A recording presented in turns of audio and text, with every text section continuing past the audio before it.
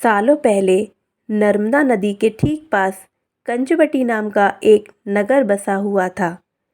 वहाँ राजा मल्लकेतु का शासन था। कंचवटी नगर के पास में ही एक रेतीली बालूहटा नामक जगह थी, जिसके पास में एक बड़ा सा पेड़ था। उस पेड़ में एक चील रहती थी और नीचे एक गीदड़ रहता था। दोनों में गहरी दोस्ती थी।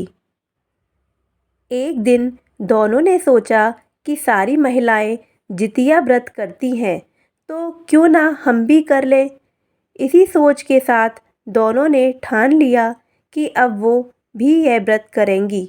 उन्होंने श्री जिहुतवाहन भगवान को मन ही मन नमस्कार करते हुए कहा, हम आपकी पूजा और व्रत पूरी विधि के साथ करेंगे। जैसे ही व्रत का दिन आया तो पास के ही एक धनवान व्यापारी की मौत हो गई। उसको अंतिम विदाई देने के लिए बालूहटा ही लाया गया था, जहाँ गीदड़ और चील रहते थे। व्रत के दिन गीदड़ ने मरे हुए व्यक्ति को देखा तो उसे भूख लगाई। वो खुद को रोक ना पाई और मांस खाने की वजह से उसका व्रत उसी वक्त टूट गया।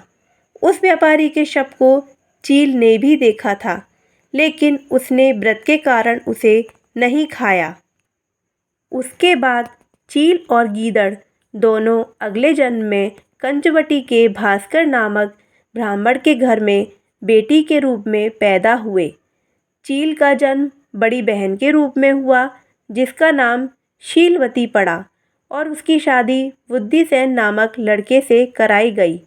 गीदड़ का जन्म उसकी छोटी बहन कपूरावती के रूप में हुआ।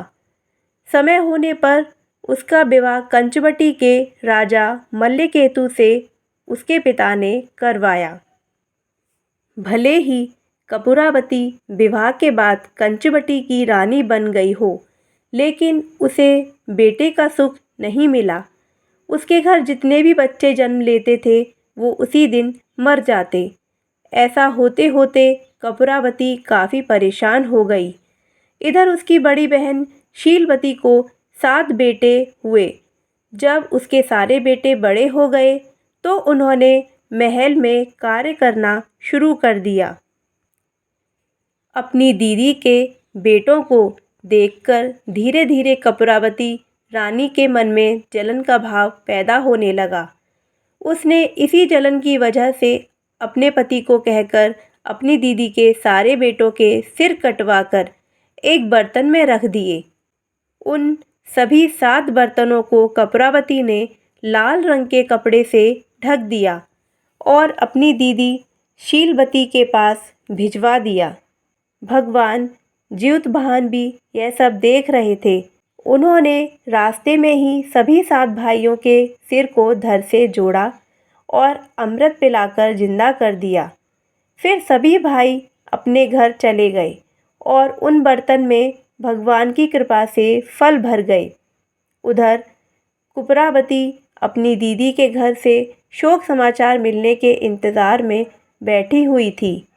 जब कोई संदेश नहीं आया तो वो खुद ही शीलवती के घर चली गई। वहाँ जैसे ही उसने अपनी दीदी के सारे बेटों को जिंदा देखा तो वो हैरान हो गई। कुछ देर बाद उसकी दीदी शीलवती को अपनी हरकत के बारे में बताया।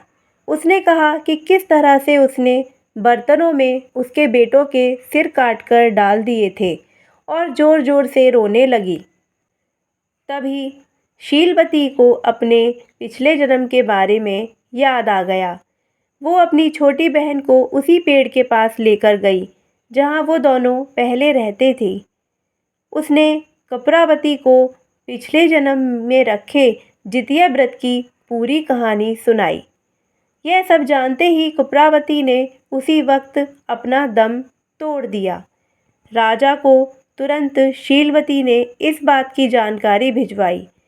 अपनी पत्नी के बारे में दुख भरा समाचार मिलते ही राजा वहां पहुंचे और कपूरावती को उसी पेड़ के नीचे अंतिम विदाई दी।